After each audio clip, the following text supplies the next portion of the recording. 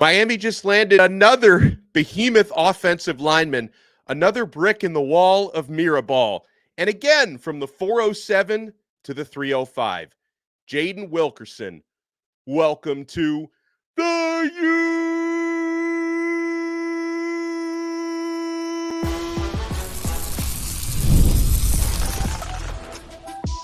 You are Locked On Canes, your daily podcast on the Miami Hurricanes, part of the Locked On Podcast Network, your team every day. The block stays hot in recruiting. I am Alex Donno, University of Miami alumnus, writer for allhurricanes.com and co-host of Locked On ACC.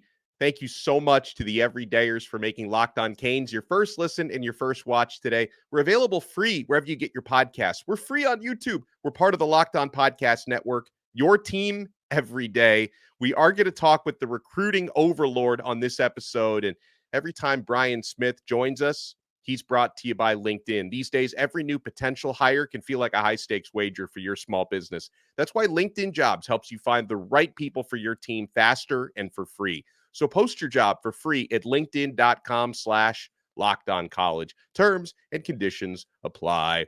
On this episode, we will discuss another rave review for Luke Nickel at the Elite 11 finals. Miami's in the mix for some top defensive tackles, including one of the very best, who Steve Wiltfong says he's close to dropping a Fong bomb for.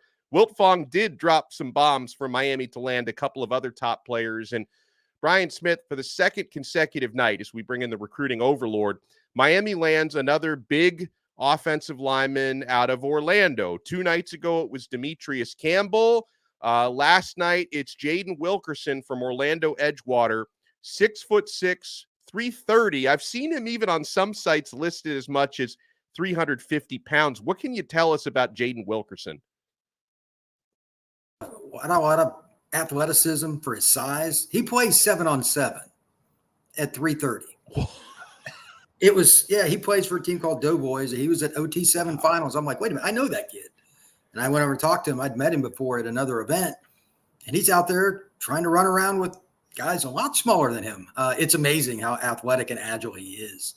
That was the first sign. But most importantly with him, as you would expect a 330-pound man to be, he's a drive blocker. My only question is, do they end up playing him at guard or tackle? That'll take care of itself. As you and I have discussed many times, I trust Alex Mirabal's opinion far more than mine with offensive linemen.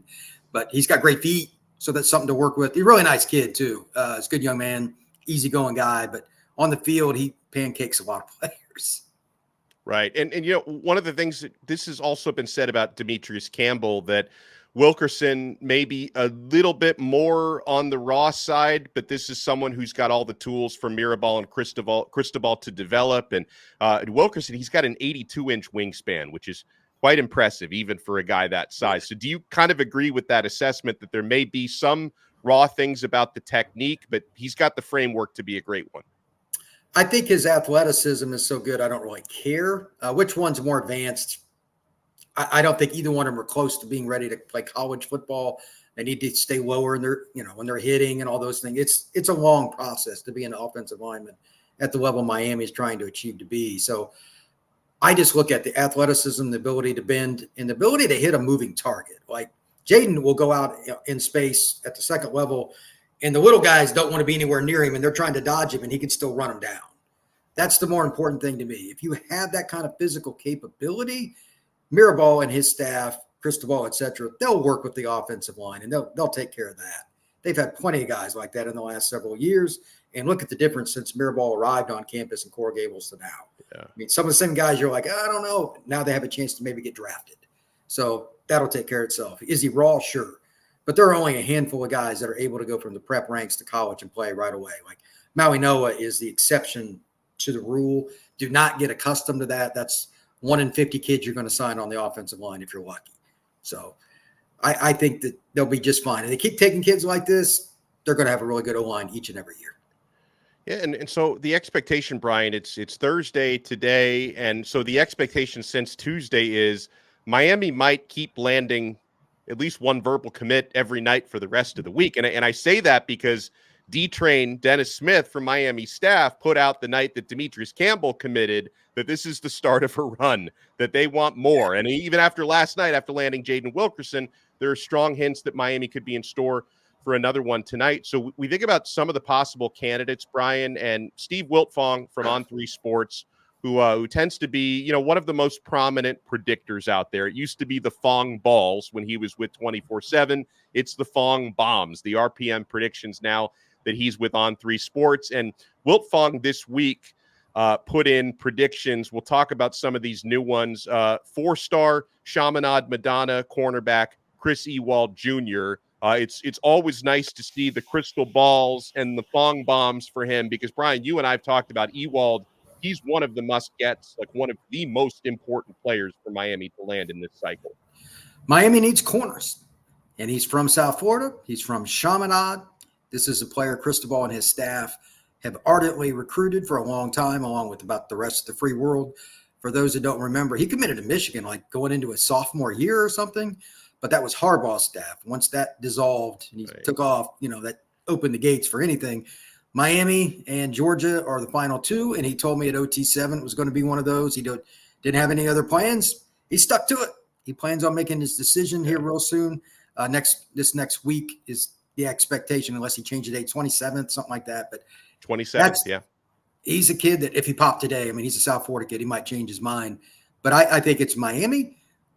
The only question is, will this weekend change it? I believe he's visiting UGA. If I'm not, unless something's changed. I never discount Georgia with the recruit, especially a defensive guy with Kirby. And I'm sure people should understand that. But he's a kid that doesn't like to travel, in his own words. So why not go to the local school? He lives an hour from Miami. So that's my guess. I doubt that he picks Georgia. But, again, he's visiting there. You never know.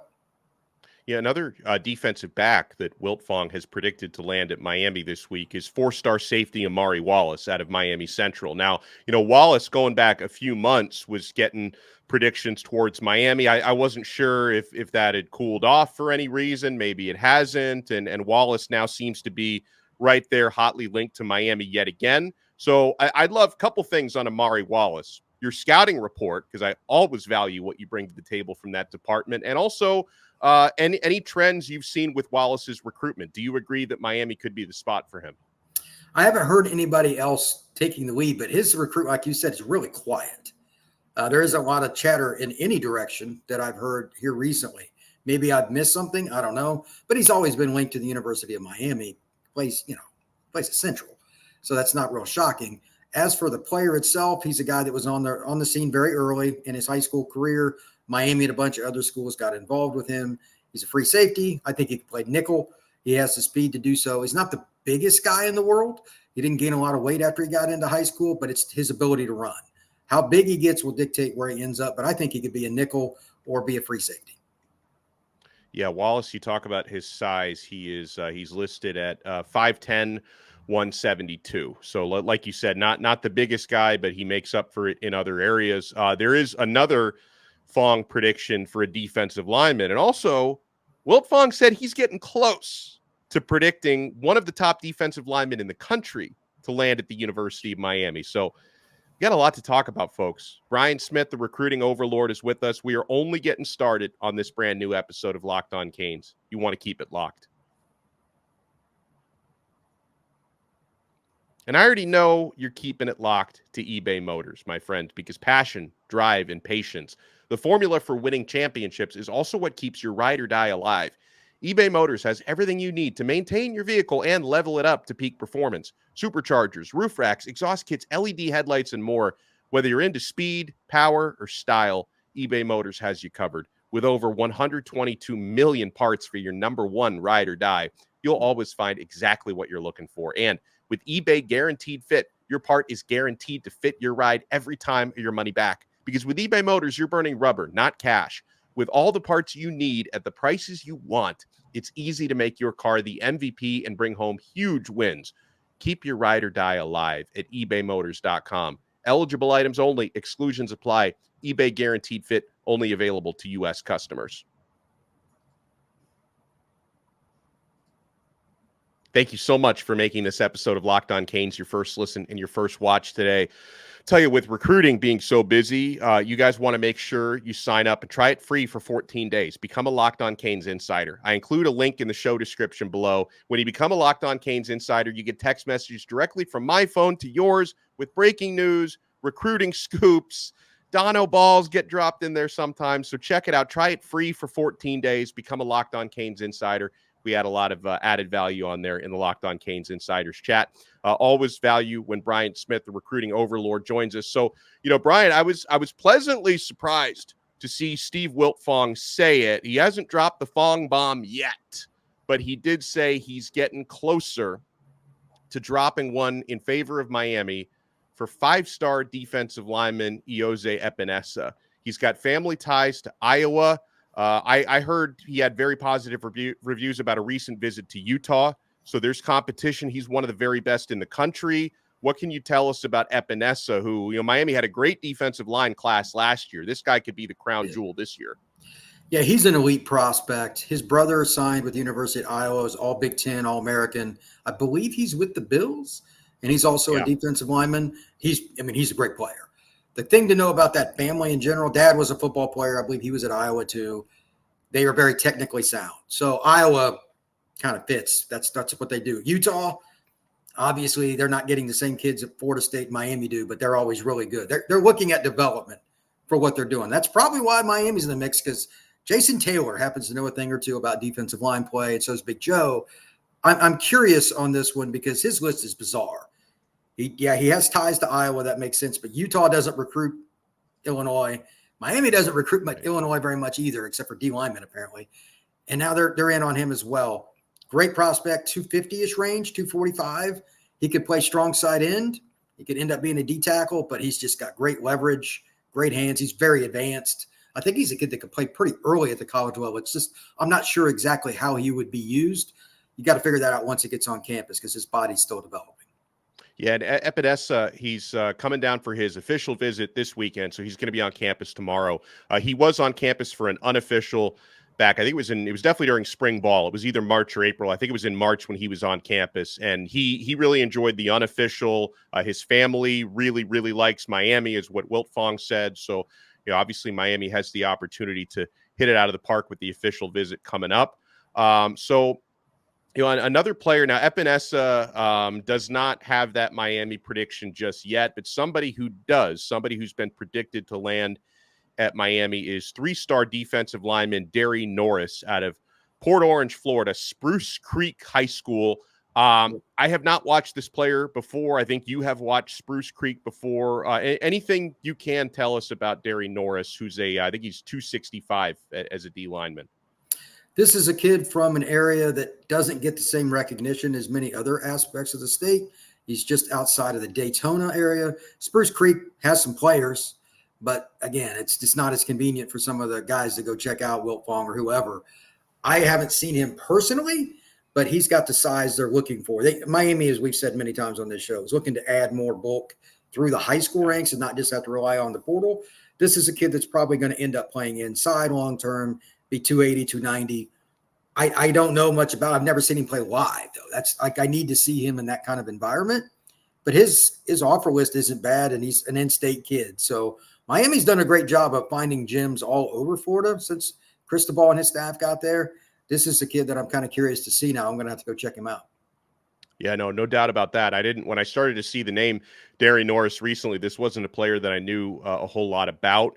Another player, Brian, that has recently been projected to Miami via 24/7 Sports Cristobal is 4-star linebacker Gavin Nix out of IMG Academy. Correct me, does he have a Florida State visit now coming up? I know that it's listed.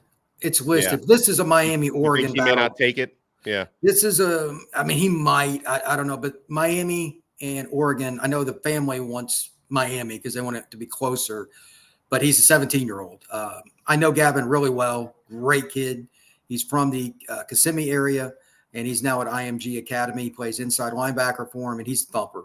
He's a traditional middle linebacker, I'm not saying the same level here, but he reminds me of like a Michael Barrow in terms of his size, his frame, and all that kind of stuff. I think he's a really good football player now, and he just really likes the game. He fits the mentality of an inside linebacker, somebody to organize everything in front of him. This would be a great pickup. There aren't a lot of kids like that. Most of them think you just run and hit stuff. It's not how it works at linebacker in today's game, especially with the RPO. He's somebody that's been trained for that, though, because he's been in IMG. I think he will come in and play pretty early wherever he goes.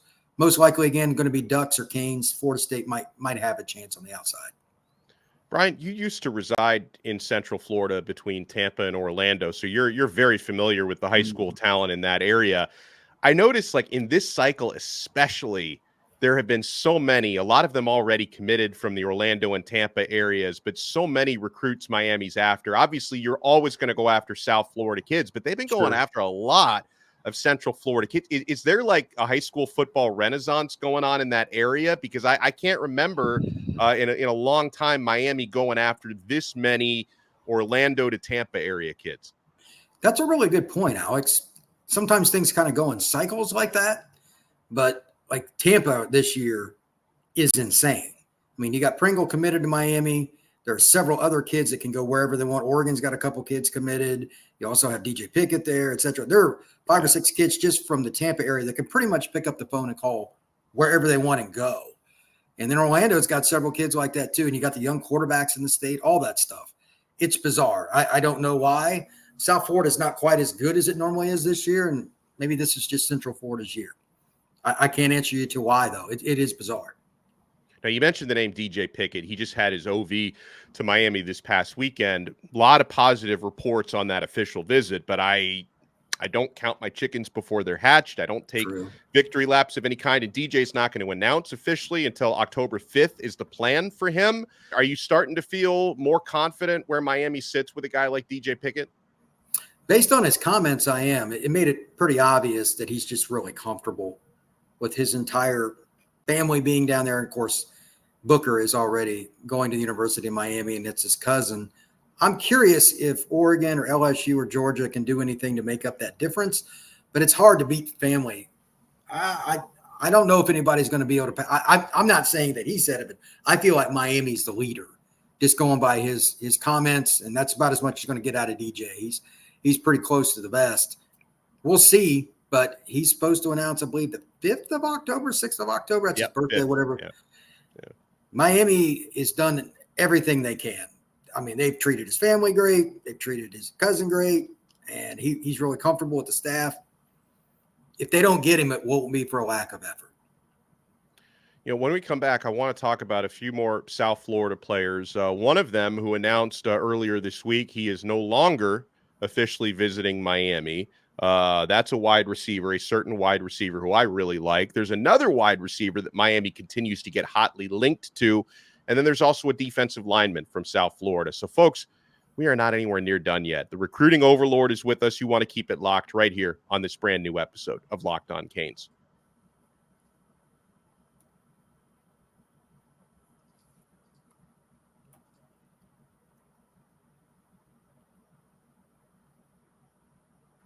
You know I love this Locked On network, and Locked On has launched the first ever national sports 24/7 streaming channel on YouTube. Now it's also available on Amazon Fire TV in the free Fire TV channels app.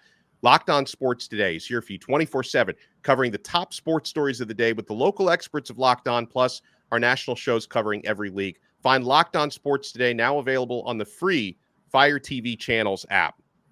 So, Brian, were you surprised to see earlier this week, you know, maybe based on the conversation we had a week ago, maybe not so surprised to see Homestead 4-star wide receiver Cortez Mills announce he's no longer taking an OV to Miami? Because, yeah, I think you were aware that things weren't, for whatever reason, I don't know why, but things weren't really trending so great for Miami for him. And now it seems like Mills is probably out of Miami's picture. Yeah, I don't really know all the details. I heard that Miami didn't have him as a take. If that's accurate or not, I'm not sure. But I know he favored Miami for a lot of the process. And that's a great kid that's right down the road from your campus. So I find that interesting. Sounds like Clemson is going to be the school that's going to be the beneficiary for Mr. Mills. But we'll see. Stranger things have happened. There could be a change somewhere down the road too. You know, with Clemson, I'm not really a fan of Dabo Sweeney's big picture in terms of, when you don't take any transfers Yeah, it's in bizarre. today's college football, It's bizarre. that's going to backfire on you at some point. Eventually your depth is not going to be That's where it needs to be. exactly right. But then at the same time, Brian, doesn't that help Dabo with high school recruiting? Because he could, for every high school recruit, he can tell these guys, hey, I'm not going to replace you in the transfer portal. If you go to another school, if you don't immediately hit there, they're going to replace you with somebody else. Here, we're going to focus on developing you. That is the one thing that I think he has going for him, but it's by accident. I don't think that was his plan. He just hates the transfer portal and all the things that go with it. And I understand his point in general, but to completely nix it is different than dislike it from an overall perspective. There are certain instances where common rules just don't apply. If you have 3 guys get hurt at a position, you need somebody. You don't take a guy. Two guys turn pro. You got to get somebody. It doesn't make sense. Then you penalize the other guys on your team because they got a great roster most years. Let's be honest, but they're not quite as good as what they've been. They need 2 or 3 transfers a year at least. I don't understand that, but Mills, I'm sure, is looking at the receiver board there. They need more speed. He can do that. He's a big play guy. If that's where he ends up, good for Mr. Mills. Cortez, good kid. I wish him the best no matter where he goes. Now, a player in Miami does seem to be getting a lot of traction with. I keep hearing this name as someone that's gaining momentum with Miami. Is 4-star receiver from West Broward, Joshua Moore. And Brian, I love his size when you're talking about 6'4", 205. I want Miami to get, because Miami already has a lot of receivers with that 5'11" body type. I want to get more guys of the 6'4" range. Moore seems to be someone who fits that bill. I'm sure this is a player you've watched in person before. Yeah, he's really athletic, man. For his size, he moves well laterally, and he makes adjustments to the football in the air. He has functional athleticism. It's not just a guy that can do well at a combine. He can apply it to the gridiron, and he's done it against South Florida competition too. He plays at West Broward. It's not necessarily the most dominant program in the history of South Florida, but they got some pretty good players, and everybody knows that he's the guy they're trying to get the ball to, and he's still a dominant high school football player in South Florida. So, every time you go out on the field and playing prep football down there, there's a DB that's going to play some level of college, pretty much for every team you're going against. It's ridiculous. So he's proven it there. And after meeting him, like his frame, how wide he is, and how big his hands are and everything, he's a kid that could end up being 225 pounds and being your boundary receiver. Teams have to adjust to you. I think his upside is through the roof. So I've met him. I've seen him play. This is a really good football player. Florida State wants him. A lot of programs do. Miami would do well to get Mr. Moore. So going back, staying in South Florida, but going back to the defensive side of the football, 4-star on Rivals, 3 stars on the other recruiting services, defensive lineman Randy Adarica out of Miami Central. Miami has a good recent history of getting players out of Miami Central. They'd love to keep that tradition going. We already talked about Amari Wallace a little bit earlier. Adarica, I was talking about him off air recently with Zach Seiko from Locked On Nittany Lions, because, being a South Florida kid, he was asking me about Adarica. He took a recent visit to Penn State. He's got his final OV of the month coming up to Miami. Where do you think Miami stands, Brian, with Randy Adarica? I haven't heard anything that suggests that Miami isn't the team, but Penn State, they just got Branch, the DB out of South Florida. He committed. I don't know if that's going to help, but Penn State has put a lot of energy, a lot of resources into recruiting Broward and Dade. They really have, and they never have in their history. It's bizarre, but Juwan Sider, the running back coach at Penn State, he's a Broward guy. So that's the connection, and I'm curious to see if they can pull off the upset. But again, I'm going to take Miami with Adarica until otherwise proven. I like that a lot. So we got our guy, Luke Nickel, who is completely firmly committed to Miami. He's competing at Elite 11 finals right now. We read yesterday his review of night 1, and here's a review courtesy of Greg Biggins at 24/7 Sports of Luke Nickel's night 2 at Elite 11. Tonight was the pro day combined with the accuracy challenge. Pro day consisted of 20 throws moving down the field and just about every route in the route tree. The accuracy challenge was a target competition, hitting stationary targets at different depths. Nickel was solid in both events, finishing with 45 points in his pro day and 48 points in the accuracy challenge. He's among the best pure passers in the event and can now throw with heat when he needs to, change speeds, and his touch throws down the field were really nice as well. He looks smooth in his drops, poised, and never looked rattled or rushed. He has a mature game and should do well in Thursday's final workout, which is the 7-on-7 portion of the event. And so, Brian, it seems like Nickel has been a riser on just about every board, every recruiting service, except maybe 24/7. 24/7's kind of lagging behind there. They still have him as a 3-star. Everybody else has kind of realized, like, this kid's got the goods. And also, he's been described over these last couple days as possibly the most ready to play right now at the college level out of the other quarterbacks in the Elite 11 finals. He is a mature young man. That's probably the first thing. He lets his play do his talking. He doesn't worry about other outside influences. He's played with Cam Newton 7-on-7, and he plays at Milton. They just won 7A state title. So he's used to competition. It doesn't really get any better than that. But most importantly with him, every play is a new opportunity. He's very competitive. That tournament earlier this year, the 7-on-7 tournament, he won with Newton out in South Florida. That's about as good as I've seen a quarterback ever play at a 7-on-7 event. He hit like 15 or 16 of his last 17 throws, and they won the championship against a national contingent of teams. Yeah. Luke was the reason. Teams were playing off coverage. He just kept throwing the middle of the field and really accurate over and over again. When he finally got him to draw up, he would throw over the top. He just played like a mature young man, and he was competitive about it, but he didn't let the things bother him because his stats were just short passes. A lot of kids get frustrated and throw down the field and get picked. He didn't do that. So I think he could play pretty early in his career, and he just takes football a lot differently than other guys because he looks at it from a mental side as much as he does physical. I love to hear that. You guys want to make sure you check out Brian's work. Follow him on X at FBScout_Florida. And he's my colleague at allhurricanes.com. And Brian works incredibly hard on that site. It's a pleasure to work with him there. So make sure you check out allhurricanes.com as well. Brian, the last time I spoke to you, you didn't seem like you were going to be traveling a whole lot last week. And then this week you're in a hotel somewhere in Alabama. So how many more trips are you going to be taking this month? I'm getting ready to go to Future 50 next week in Bradenton. So that's an annual. That's just what it is. You got to go to that. Best prospects in the country. But after that, Brian's going to hang out and watch a lot of TV. I love it.